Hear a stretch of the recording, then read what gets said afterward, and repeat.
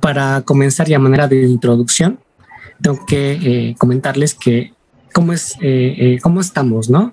Los desórdenes realmente de la glándula tiroidea son muy comunes, pareciera que no, pero en muchas poblaciones a nivel mundial es algo común, ¿no? Encontrar a alguien que tiene enfermedad tiroidea subclínica o enfermedad tiroidea ya establecida.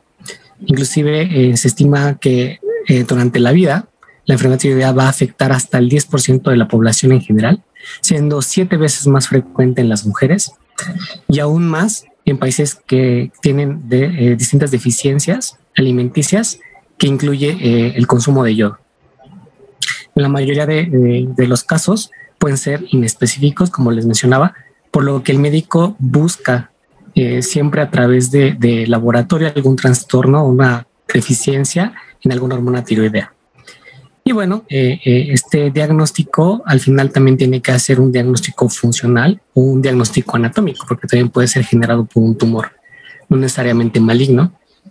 Y bueno, realmente tiene grandes aliados que más adelante vamos a ver, pero sin duda los más importantes son la cuantificación sérica de las hormonas tiroideas, que va a facilitar confirmar su sospecha clínica, y la presencia presencia de un incremento o un decremento en las concentraciones de las hormonas tiroideas, las cuales, como saben, juegan un papel fundamental en el sistema endocrino y controlan el metabolismo general del cuerpo, el desarrollo neuronal, el crecimiento normal de un paciente que aún está en etapa de desarrollo, es decir, menos de 18 para las mujeres, menos de 21 años para los hombres. Y bueno, la maduración de los huesos, ¿no? Que también pudiera generar un retraso en este crecimiento y generar inclusive enanismo, ¿no? Y bueno, también influye de manera indirecta en la parte funcional de algunas actividades fisiológicas cardiovasculares y renales. Por lo que en los siguientes minutos les voy a platicar estas pruebas tiroideas, la importancia, su utilidad y su interpretación para un paciente que tengamos dentro de nuestro hospital o dentro de nuestro laboratorio. Y bueno, para comenzar vamos a recordar, ¿no?, rápidamente cómo es la fisiología normal para después saltar a lo normal.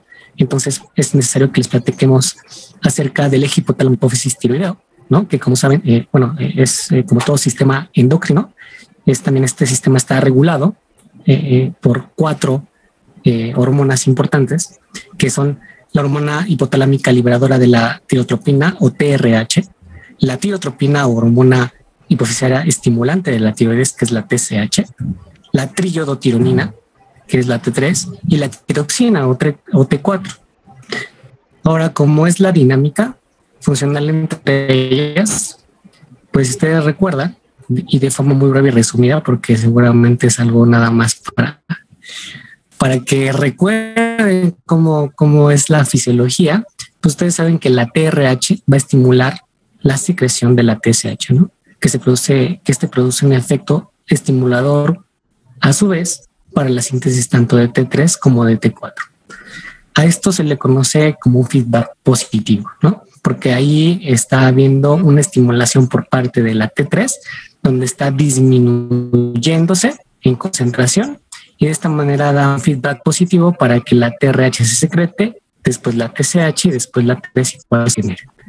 Entonces, al final, la disminución de la T3 va a generar este encadenamiento de estimulación para que nuevamente se aumente la T3 y la T4.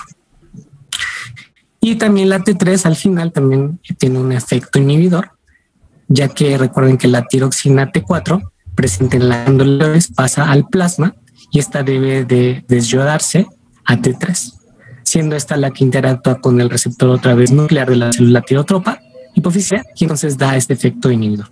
Por lo tanto, la autorregulación de la glándula es de acuerdo a los niveles circulantes de T3, pero también indirectamente depende del yodo, ¿no? ¿Y por qué el yodo? Porque también el yodo ayuda a controlar la función tiroidea. Es decir, al principio mencioné que en países donde existe un bajo déficit de alimentación en cuanto a yodo, pues también se presentan enfermedades tiroideas, ¿no? De hecho, para que se pueda dar una adecuada secreción de hormonas tiroideas, se requiere una ingesta de yodo adecuada, que es aproximadamente de 150 miligramos al día. Y esta cifra aumenta en mujeres gestantes, que va desde los 200 hasta los 250 miligramos por día. Y bueno, también es importante mencionar que el control de la síntesis de la TRH en el hipotálamo y de la TSH en la hipófisis se realiza fundamentalmente a través de la inhibición de la síntesis a nivel transcripcional celular, gracias a las hormonas tiroideas, principalmente la T3, porque la T3 acaba siendo para el feedback positivo como negativo la protagonista en la regulación de este eje. Por lo que cuando se pierde este desequilibrio por diversos mecanismos, encontramos mediciones típicas anormales de estas hormonas. Ahora, con respecto al yodo, voy a explicar la fisiología de cómo el yodo actúa, ¿no? El yodo al final forma parte y conforma inclusive las hormonas tiroideas, ¿no? Es necesario que sepan que dentro de su función, una vez que la persona tiene la ingesta de yoduro, que es obtenido a través de la ingesta alimentaria convencional, es absorbido y es llevado hasta la glándula tiroides. Allí va a entrar a la célula por un SIM portador de sodio-yodo, que se abrevia como NIS, ¿no? Junto con 2 moléculas de sodio, para lo cual la bomba de sodio-potasio ATPasa genera un gradiente de concentración. Luego este yoduro sale hacia el coloide por medio de un cotransportador, nuevamente de yoduro pero con cloro, llamado pendrina. Y inmediatamente después de esto, el yoduro sale de la célula hacia el coloide. Y ya en el coloide es oxidado y es convertido a yodo. Y esto lo hace a través de una enzima que seguramente van a reconocer, que es la peroxidasa tiroidea. Entonces ya desde aquí ya tenemos un primer dato, la peroxidasa tiroidea. Después, esta peroxidasa tiroidea, esta es una enzima que lo que hace es oxidarlo, es una selenoproteína que se va a encontrar en la membrana apical y que cataliza esta unión con las tirosinas. De esta manera el yodo va a acoplarse con la tiroglobulina, que recuerden que la tiroglobulina es otra de las sustancias que vamos a estar viendo, está secretada por el retículo endoplásmico y el aparato de Golgi, que aparte es rica en moléculas de aminoácidos de tirosina, que también es otro elemento importante, y de esta manera va a generar la formación de hormonas tiroideas, que es la T3 y la T4. Y les explico esto porque la ingesta de yoduro va a influir de manera indirecta en la regulación de T3 y de T4. Y esto está súper demostrado, y es por eso que del lado derecho, como ven en el cuadrito, pasa cuando la concentración de yodo es superior a la ingesta requerida. Entonces lo que va a pasar es que se va a inhibir la actividad del TPO, y por ende la formación tanto de T4 como de T3 se va a detener. Este fenómeno, seguramente lo han escuchado, se llama efecto Wolff-Chaikoff. En contraste, cuando un tirocito está sin yodo y se expone al mismo, se aumenta rápida y significativamente la producción de hormonas tiroideas, llevando a un hipertiroidismo bioquímico y clínico que podemos observar de manera inmediata. Y este proceso es conocido como efecto de Jod-Basedow. Entonces, al final, estos efectos nos permiten conocer la importancia del yodo. Entonces, estas diapositivas, fisiológicamente hablando, normalmente en un paciente, la T3 juega un papel súper importante para la regulación de la secreción de las hormonas tiroideas, porque es el que permite dar el feedback positivo y negativo, y de manera directa controla la secreción. Y de manera indirecta tenemos al yodo, que depende obviamente de la ingesta para que se genere estas hormonas, porque al final es parte de la materia prima con la que se van a generar estas hormonas. Y bueno, ya que tenemos esto claro, ahora pasamos a las enfermedades tiroideas. En la literatura, la patología tiroidea se divide hasta el momento todavía en primaria, ¿no? Que es aquella enfermedad intrínseca que se encuentra en la glándula y tiene una prevalencia mayor al 99% de los casos. La secundaria, que es una afectación de la glándula hipófisis, que va a tener una afectación en la secreción de TSH. Y la tercera, que es la síntesis alterada de la hormona TRH. Estas dos últimas, afortunadamente, representan menos del 1% de los casos. Y digo afortunadamente porque forma una alta complejidad el poder dar el diagnóstico de estas enfermedades, porque clínicamente son insidiosas. Y por otro lado, también no es como común que se soliciten el estudio de, por ejemplo, TRH de manera convencional. Y bueno, regresando a la enfermedad de tiroidea primaria, encontramos que la etiología puede ser no autoinmune, que representa alrededor del 20% de los casos, y comprende estos son los más importantes, comprende varias enfermedades, pero son las más importantes y frecuentes, que es la tiroides subclínica, el bocio tiroideo, la deficiencia de yodo y el cáncer de tiroides. Mientras que la etiología autoinmune encontramos una prevalencia de aproximadamente el 80% de todos los casos de la patología tiroidea primaria. Y comprende la tiroides de Hashimoto, el cual causa hipotiroidismo, y la enfermedad de Graves, que causa hipertiroidismo. Ahora, con respecto al hiper o hipotiroidismo, entrando ya a la clínica de las enfermedades tiroideas, en el humano los síntomas iniciales del hiper o el hipotiroidismo son muy, muy variados, a veces hasta poco específicos, y generalmente son de aparición gradual. No es como que de repente de hoy a para mañana empieza a tener la sintomatología, o de una semana a otra tenga sintomatología específica de uno u otro padecimiento. Y estos padecimientos también afectan diferentes aparatos y sistemas, por lo que los síntomas pueden afectar uno o varios sistemas, que puede ser el sistema nervioso, piel, músculo esquelético, cardiovascular, respiratorio, gastrointestinal, etcétera, ¿no? Y esto se debe a que cada persona manifiesta un déficit de la función tiroidea de diferente forma, apareciendo algunos de los síntomas típicos dependiendo la persona, la causa del hiper o del hipotiroidismo, de la respuesta del organismo que tiene para compensar esta homeostasis que puede generar el organismo, el grado de la afectación tiroidea, el tiempo de la evolución de la enfermedad a partir de que comenzó con síntomas vagos, ¿no? Y la misma afectación tiroidea, así como el tiempo de evolución, ¿no? Porque también en diferentes estadios vamos a poder observar cada vez más claramente, conforme va avanzando, pues síntomas muy típicos de hiper o hipotiroidismo. Por lo cual los síntomas por separado a veces clínicamente tienden a ser muy difícil valorarse, ¿no? Siendo un conjunto de síntomas los que se agrupan para poder sospechar de enfermedad tiroidea o de inclusive hiper o hipotiroidismo. Y de esta manera tenemos primeramente el hipotiroidismo, donde tenemos los siguientes signos y síntomas característicos que pueden estar variablemente en una persona. Y bueno, el primero de ellos es la pérdida de peso y pérdida de cabello, no tanto como en el hiper, pero sí tiene una pérdida de cabello importante, nerviosismo, ansiedad o irritabilidad en diversos grados, fatiga, debilidad muscular, dificultad para dormir, que esto llega a ser hasta un insomnio. La piel se encuentra enrojecida por el aumento del calor, ¿no? Y se acompaña también de la transpiración. Inclusive los pacientes refieren mucha sudoración, hiperhidrosis. En el sistema cardiovascular se presenta hipertensión arterial, taquicardia, palpitaciones. Y con frecuencia podemos observar también temblores en las manos y en los dedos, principalmente, ¿no? Pero también puede haber un temblor fino en toda la extremidad.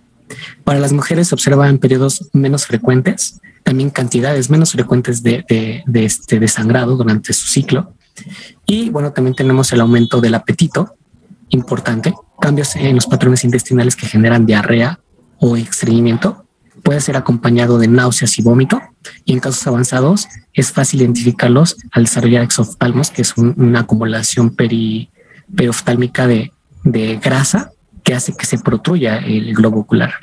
Y obviamente el crecimiento de la glándula tiroidea va a ser evidente en la base del cuello. Vamos a poder ver una tumoración irregular, blanda, que bueno, obviamente puede también hacerse sospecha de un bocio que puede generarse por otra situación, no necesariamente por una alteración autoinmune, pero sí pueden presentar esta característica. En el hipertiroidismo tenemos que tenemos la enfermedad de Graves, ¿no? Que les comentaba. La enfermedad de Graves es una enfermedad que tiene una etiología que se encuentra en un ataque, digamos, de anticuerpos en el receptor de TSH. Y como saben, este receptor juega un papel central en el control de metabolismo de las células tiroideas, ya que el receptor de TSH puede interactuar tanto con la TSH como con los anticuerpos, como lo ven en la imagen, ¿no? Y de esta manera, solamente empieza a haber una disminución en la estimulación.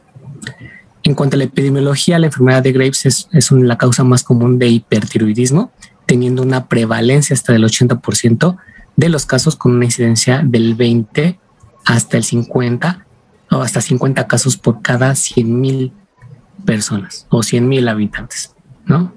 Respecto a la población en riesgo, cualquier persona de cualquier edad puede padecerla, obviamente. Sin embargo, se presenta con mucha frecuencia en personas de edad entre 30 y 50 años, siendo el riesgo mayor en las mujeres, obviamente, con una relación de 3% contra 0.5% con los hombres. Y bueno, el riesgo en la vida es también del 3% hasta el 5% dependiendo de la población. Y en el hombre es del 0.5 hasta el 1%. Con respecto a las pruebas serológicas de diagnóstico, a menudo se pueden establecer en función de las características clínicas, pero en laboratorio pues, va a ser la T3, la T4, tanto totales como libres, y los niveles de TSH.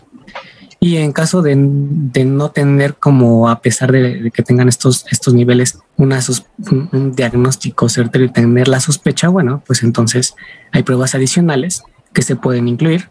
Y esto obviamente aquí la de elección sería la medición del anticuerpo contra el receptor de TSH, porque es lo que estamos observando, o TRAB, ¿no? Por sus siglas en inglés. Y bueno, esto es lo que tenemos de hipertiroidismo y enfermedad de Graves, ¿de acuerdo? Ahora vamos a pasar con la contraparte.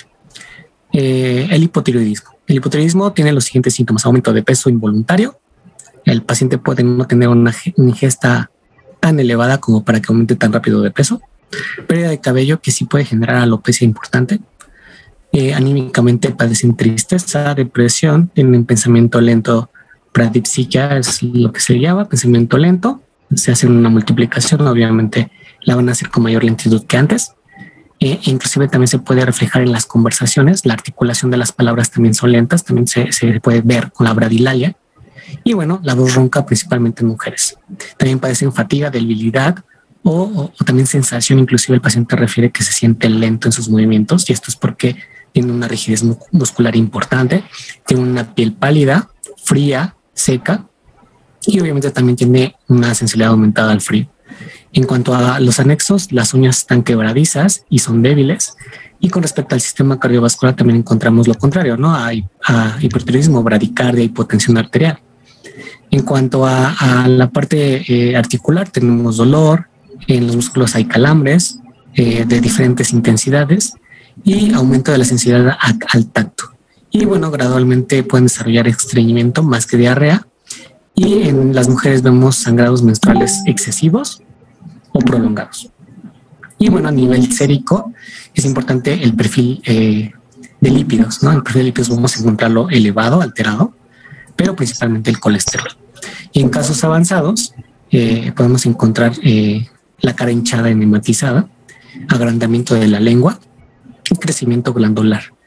Y bueno, aquí en este tipo tenemos la artritis de Hashimoto, que es una enfermedad autoinmune que destruye las células tiroideas mediante procesos inmunitarios mediados por nuestras propias células. Es decir, existe una reacción contra nuestro propio cuerpo como si fuera algo ajeno a nuestro cuerpo. Y es por ello que al no reconocerlo, pues empieza a hacer una reacción inflamatoria masiva, que también es conocida como la tiroides linfocítica crónica, porque lo que prevalece son los linfocitos. Sin embargo, también vamos a encontrar células inflamatorias de diferente índole. En cuanto a la epidemiología, se conoce que después de los 6 años, la tiroides de Hashimoto es la causa más común de hipotiroidismo.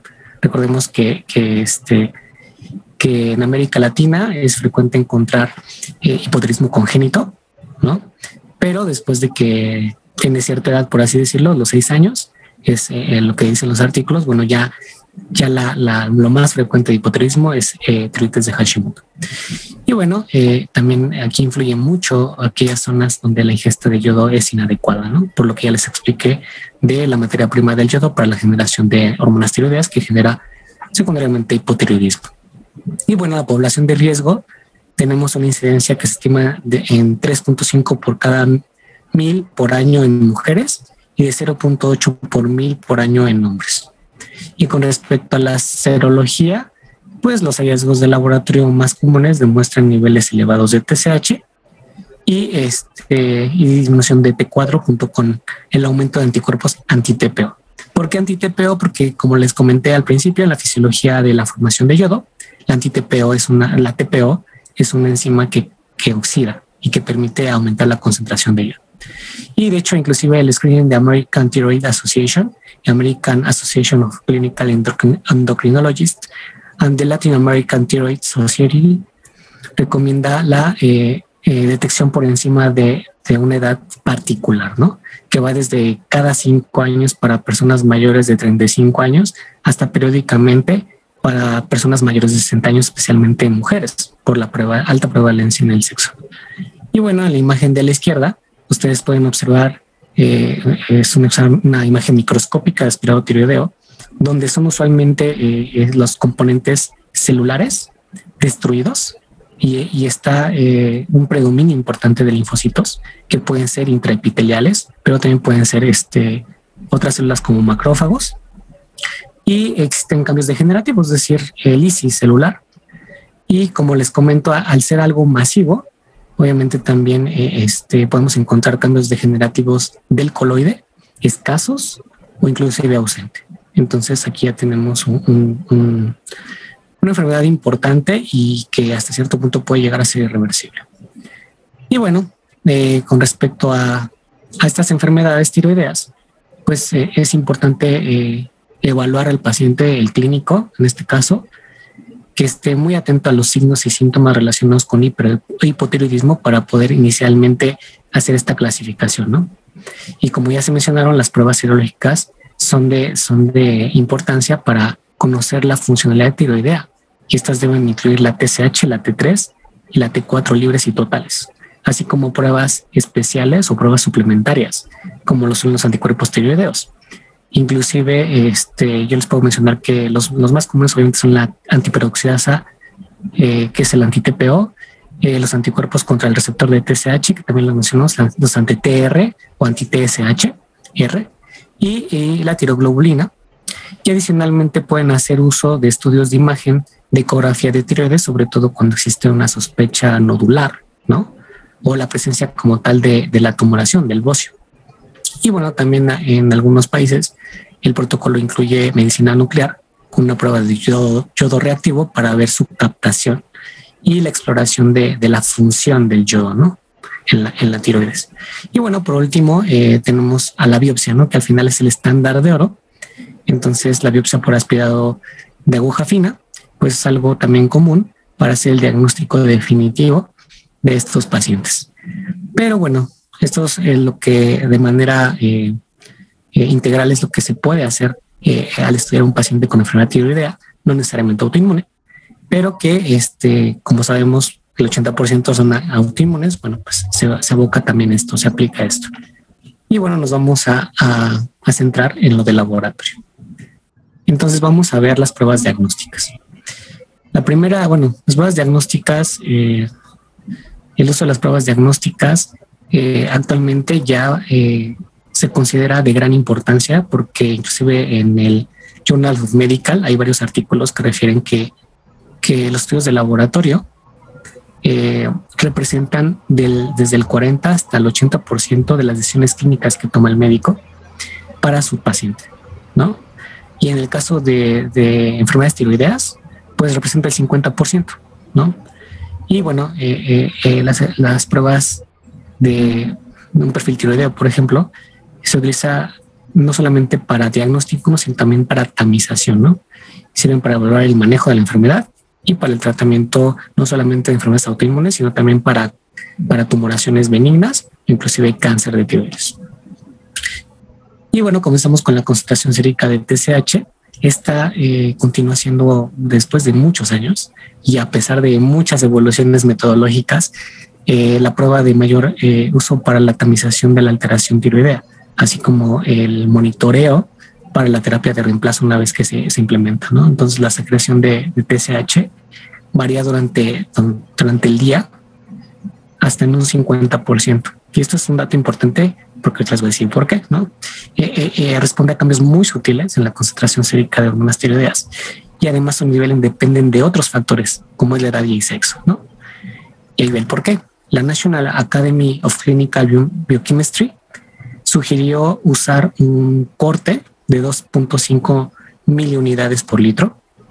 Esto debido a que conforme fueron avanzando las generaciones metodológicas, aumentó la sensibilidad y especificidad de esta prueba con los anticuerpos monoclonales, ¿no? Y bueno, es por esto que es importante reconocer que los valores de TSH deben de ser interpretados de acuerdo a los datos de la población local. Se ha visto algunas diferencias que pueden representar un cambio en la significancia clínica entre los valores de TSH de una población a otra. Y es por eso que en cada uno de sus países, aunque tengamos una referencia que al final es de utilidad, deben de ustedes ver cuál es el valor de referencia para su población, porque influye la edad, el sexo y la raza. Entonces, es importante mencionarlo. Y bueno, también es importante mencionar que la TSH también, así como las hormonas tiroideas, obviamente, pueden ser interpretados de acuerdo a los datos de la población local y de edad. ¿Por qué de edad? Porque, por ejemplo, hay artículos que dicen que después de los 40 puede existir un incremento fisiológico de cada 10 años de ciertas miliunidades de TSH, ¿no? Inclusive hay algunos que se atreven a decir que el aumento fisiológico que se espera de TSH es de 0.3 a los 10 años, ¿no? Por lo tanto, si hacemos estos valores en ascendente en una persona que está envejeciendo, podemos obtener valores de 6 miliunidades o de 8 miliunidades en la séptima y en la octava década de la vida. Entonces es bien importante también tomar en cuenta la edad, porque esto se va incrementando en relación a lo normal, ¿no? Que estamos poniendo como valor de referencia. Y bueno, por otro lado, la determinación de la concentración de TEC3 y T4 totales y libres, se utiliza el radioinmunoanálisis como las pruebas quimioluminimétricas para la medición de las hormonas totales y libres. Y bueno, los valores de referencia para la T4 actualmente son de 4.6 microgramos por decilitro hasta 11.2 y la de T3 total son de 80 nanogramos decilitro hasta 200 nanogramos decilitro. Y bueno, las variaciones dependen obviamente de cada laboratorio, de la técnica usada, porque aquí tenemos dos todavía actuales. En TSH era las quimiolumimétricas o quimioluminiscencia. Y bueno, para el caso de las fracciones libres, pues son las metabólicamente activas. La T4 libre es la más importante por la determinación de la función tiroidea en conjunto con la concentración de TSH. Aquí, ojo, la TSH podemos nosotros usarla de manera solita para poder tamizar a un paciente, pero la T4 libre tiene forzosamente que ser sumada con la TSH para poder hacer un tamizaje, ¿no? Entonces, aguas con eso. Y inclusive hay muchas guías que recomiendan la TSH como parte de un estudio de laboratorio que se debe realizar en un chequeo médico convencional para poder detectar estas alteraciones. Como es muy sensible, poder detectar estas alteraciones a nivel tiroideo, que inclusive muchas veces son subclínicas, ¿no? Y bueno, de esta forma podemos integrar, basado en los niveles séricos de estas hormonas, el diagnóstico probable de laboratorio, donde la TSH va a determinar el hiper o el hipotiroidismo, que sería la integración de los niveles séricos de todas las hormonas tiroideas. Obviamente este cuadro va a representar como lo clásico, ya cuando la enfermedad está instaurada. Podría ser que no encuentren exactamente estos niveles que les presentan este cuadro cuando se encuentran en etapas tempranas o bien cuando está en tratamiento el paciente. ¿Por qué? Porque obviamente ya está en etapas tempranas, todavía no se expresa en su totalidad. Pueden encontrar rangos normales de las hormonas, de T4, T3, al límite del valor normal de referencia, pero no fuera de él. Entonces, no necesariamente es, como les digo, no es algo que aparezca repentinamente, sino gradualmente, hasta el punto en el que se instaure totalmente la enfermedad tiroidea y puedan observar estos niveles, ¿no? Y bueno, como pueden ver ustedes, el hipertiroidismo primario, pues tiene, recuerden, la TSH va a marcar si es hiper o hipo, así de simple. Cuando es hipertiroidismo, pues van a estar disminuidas las TSHs. Cuando es hipotiroidismo van a estar aumentadas las TSHs porque quieren estimular a la glándula para que segregue las hormonas. Entonces, en el primario, vamos a encontrar en el hiper primario TSH baja con todas las hormonas tiroideas aumentadas. En el hipo bajo, en el pico primario, perdón, vamos a encontrar las TSH elevadas con todas las hormonas tiroideas restantes disminuidas. En el caso del subclínico, que al final es un tema de tamizaje, pues solamente vamos a poder encontrar la TSH alterada, ¿no? En el hiper va a estar baja, en el hipo va a estar elevada y el resto de las hormonas van a encontrarse normales. Para el caso del secundario, el hipertiroidismo va a estar la TSH elevada y todas las demás enzimas se van a encontrar elevadas. Con respecto a al secundario, es exactamente lo mismo, pero contrariamente. Y bueno, también podemos encontrar la tirotoxicosis, ¿no? Que es por aumento de la T4, en donde vamos a encontrar la TSH disminuida, la T4 elevada en su porción libre y total, pero el resto normal. Y en la T3, igual vamos a encontrar la TSH disminuida, la T3 libre y total elevada y el resto normal. Y bueno, de esta manera podemos hacer una integración de diagnóstico por laboratorio, pero siempre y cuando se instaure esta alteración fisiológica en el paciente.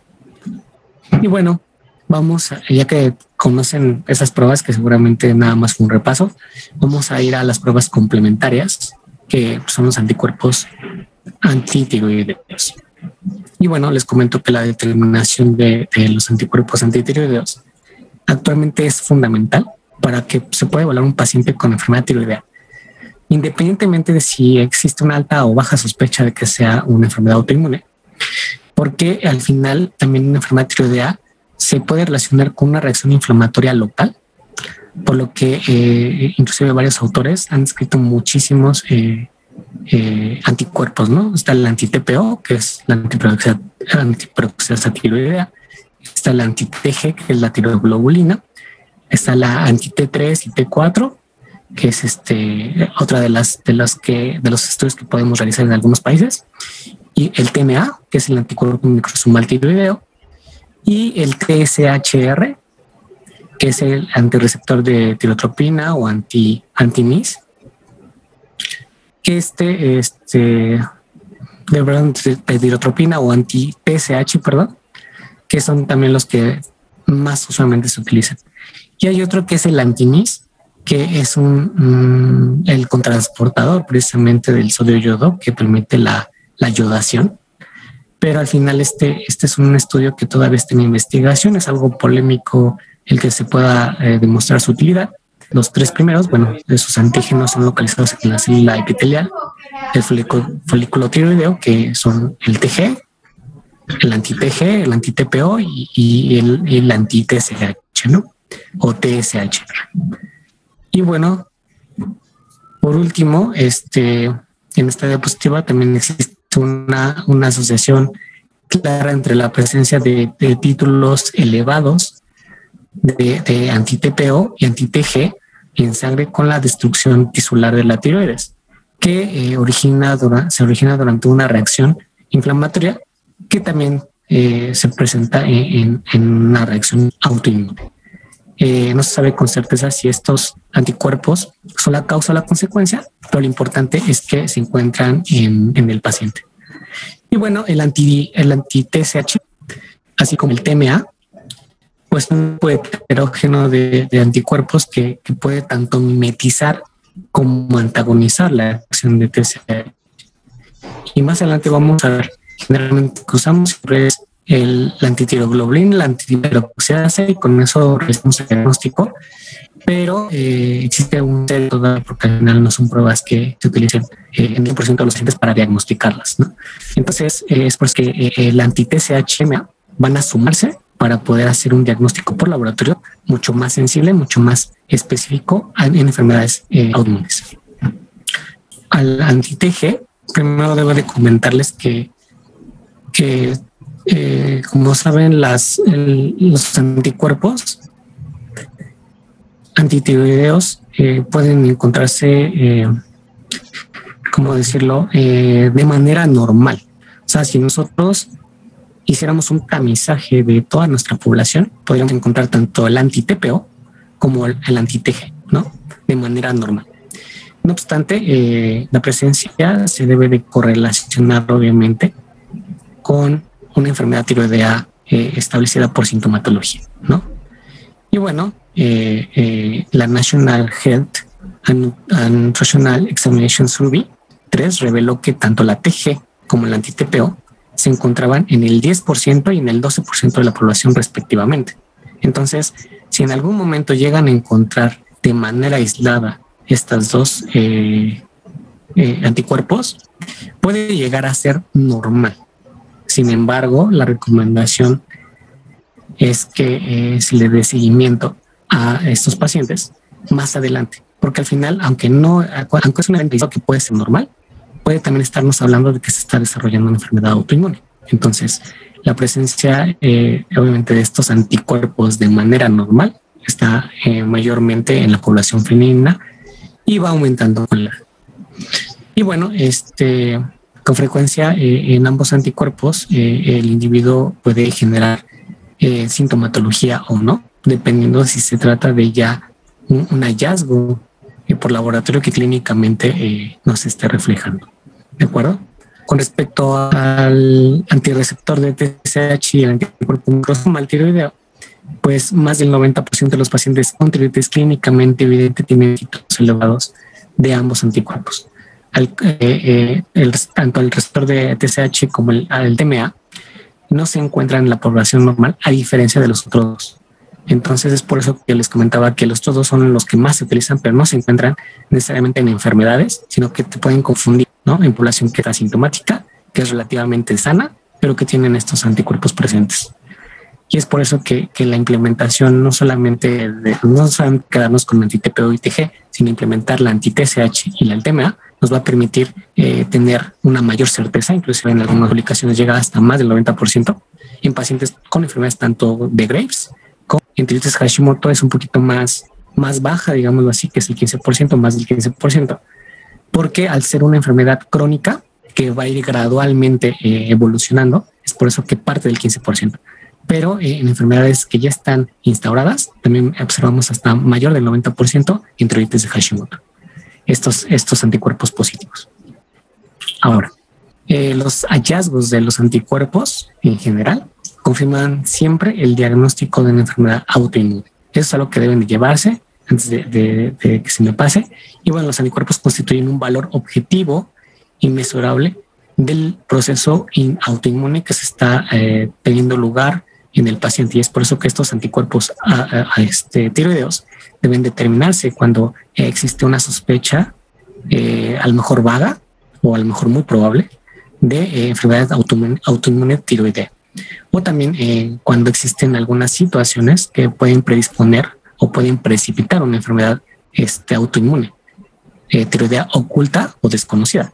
Y un caso muy, muy frecuente pues es el embarazo. Porque en el embarazo, como ustedes saben, existe una fisiología en el que existe una tolerancia inmunológica que puede generar este tipo de patologías. Y bueno, de este modo, el hallazgo de valores alterados de TSH constituye la principal razón para poder solicitar un análisis de anticuerpos. Es decir, desde que ustedes ven en un check-up si es que ya está incluido la TSH, se encuentra elevada o se encuentra disminuida, ya desde ahí, aparte de pedirle las hormonas tiroideas, la recomendación es que también estén pidiendo los anticuerpos antitiroideos, porque pudiera ser que encuentren valores normales, pero que creen que ya tenemos anticuerpos antitiroideos que están reflejando que existe una inflamación, ¿no? Y que habría que ver con base a la sintomatología un poquito más específica y más dirigida a que no se trate de una enfermedad autoinmune, así como los riesgos que tiene el paciente, porque también tiene un riesgo hereditario.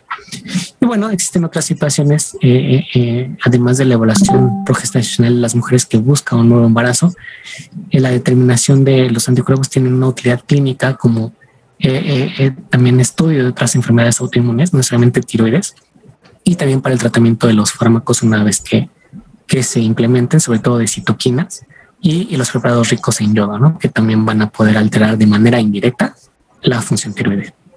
Y bueno, la determinación rutinaria de los anticuerpos en la población general puede ser que no pueda hacer una aportación importante, es decir, todavía nos podemos usarlos como tamizaje, ¿no?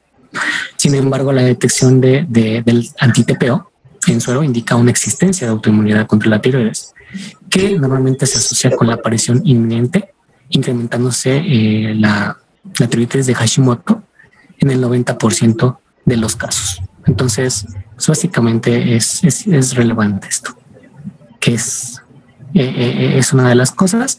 Y bueno, también en la enfermedad de Graves, el 75% también puede representar la presencia de anti-TPO, y también se puede utilizar para el mixedemia idiopático, que es un ejemplo claro de que podemos utilizar un anticuerpo antitiroideo para otras enfermedades que están relacionadas con la inmunología.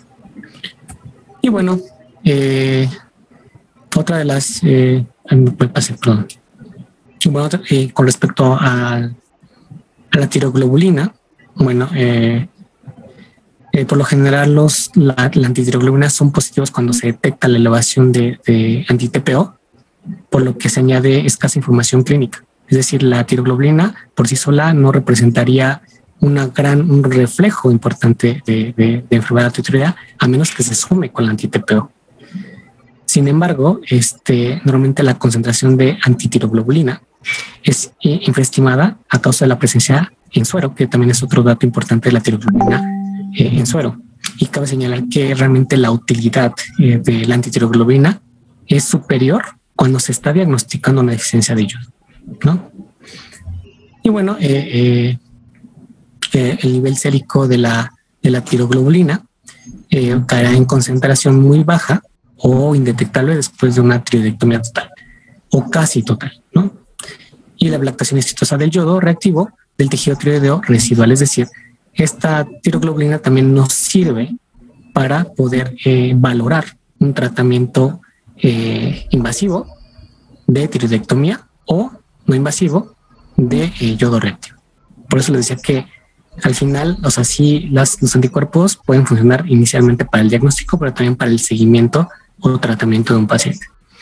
Y bueno, se han informado también concentraciones elevadas de tiroglobulina en diferentes afecciones también tiroideas, incluyendo aparte de la enfermedad de Graves y de Hashimoto, en adenoma de tiroides y en carcinoma de tiroides. Entonces también ojo, porque también puede haber alteraciones con estas patologías. Y bueno, el uso y seguimiento del curso de tiroiditis de Hashimoto y enfermedad de Graves también se utiliza la tiroglobulina. Entonces, como ven, la tiroglobulina es más un aliado para el tratamiento y seguimiento del paciente.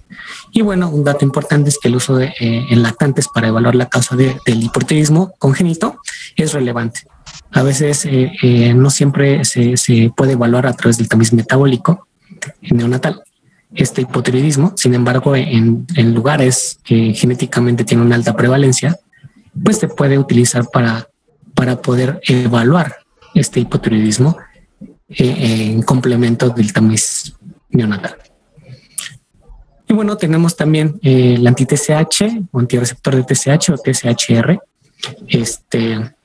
donde en la enfermedad de Graves permite hacer un diagnóstico casi diferencial del hipotiroidismo con otras enfermedades, ya que su sensibilidad diagnóstica en ensayos oscila entre los 62 hasta el 81%. Y si bien la segunda generación de ensayos de receptor de TSH proporciona también datos positivos del 90 al 95% de los pacientes, ahí sí depende de qué tecnología estén manejando. Y aunque la correlación entre los valores de anti-TSH y la presentación clínica es muy variable, en general se observa que los casos más severos asocian con concentraciones más elevadas de anticuerpos de TSH. Entonces también está hablando de la gravedad o del estadio de la enfermedad. Y obviamente esta enfermedad severa pues, se caracteriza clínicamente por la afectación ocular y cutánea. Y bueno, la determinación también resulta útil para predecir la disfunción tiroidea fetal y o neonatal en hijos con mujeres con un historial genético de riesgo de enfermedad autoinmune tiroidea. Y recordar que también esto puede encontrarse hasta el 15% de los pacientes con tiroides de Hashimoto. Sin embargo, puede carecer un poquito más de utilidad clínica para el diagnóstico de tiroides Hashimoto. Entonces, es por eso su relevancia en la enfermedad de Graves. Y bueno, respecto al antígeno anti-TMA,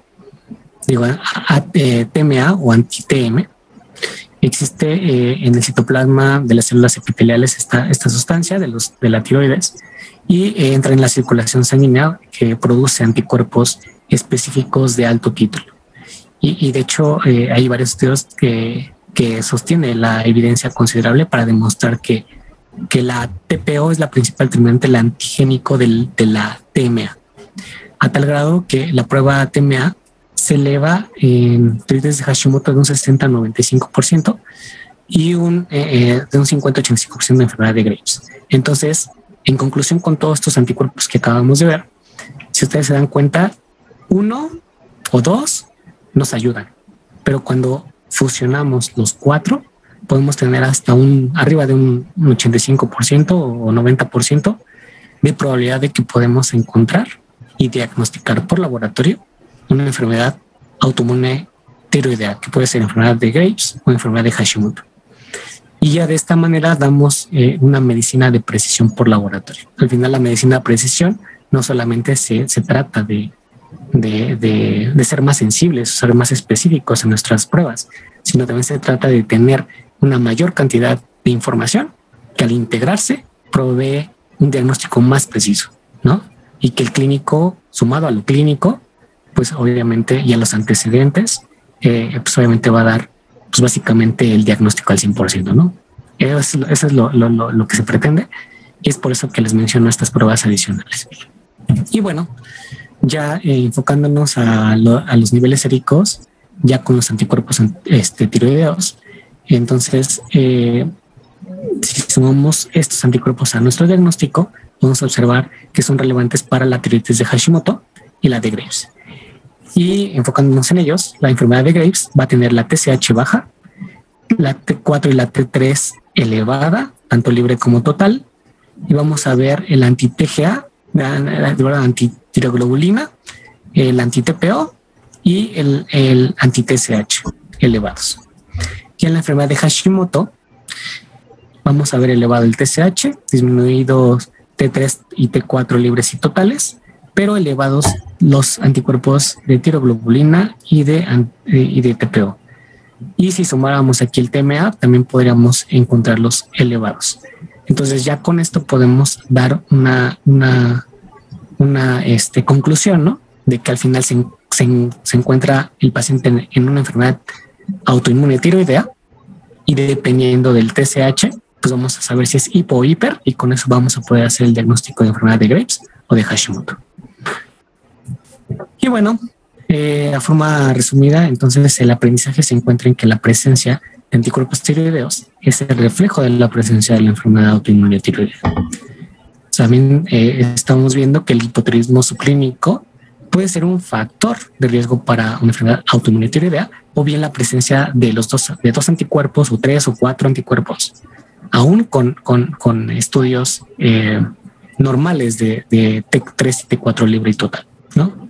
Y también es relevante incluir dentro de la evaluación progestacional a los anticuerpos, porque al final es una etapa de riesgo para los pacientes.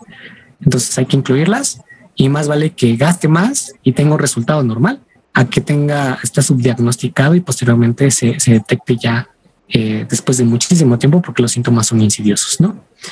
Y bueno, también es importante incluirlos ante cualquier sospecha que se tenga por riesgos hereditarios, por riesgo de raza, por riesgo de alimentación y por riesgo de que tengan una sospecha vaga de sintomatología hiper o hipotiroidea. Hay que incluir los anticuerpos. Y obviamente para la evaluación del tratamiento, del pronóstico y del seguimiento del paciente. Eso es todo de mi parte. Espero que hayan aprendido la importancia, como se titula esta presentación, de usar, utilizar y ejercer el significado clínico en los pacientes de estos marcadores. Muchísimas gracias.